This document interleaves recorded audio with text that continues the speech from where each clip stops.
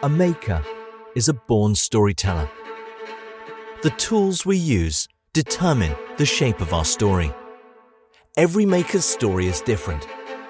Something the maker of makers, Albert J. Dremel, knew all too well.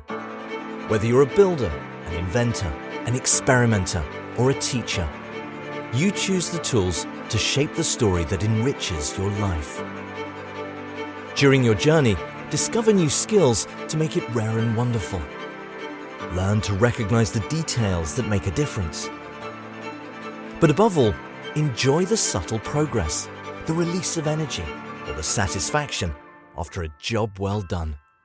Enrich yourself. Fill your head with creative ideas. Set a challenge and embrace the struggle. Dream big and dare to fail. Enrich the world. Try to inspire those around you and connect. Listen to how they would shape the future. Give them the confidence to form those innovative ideas through their hands.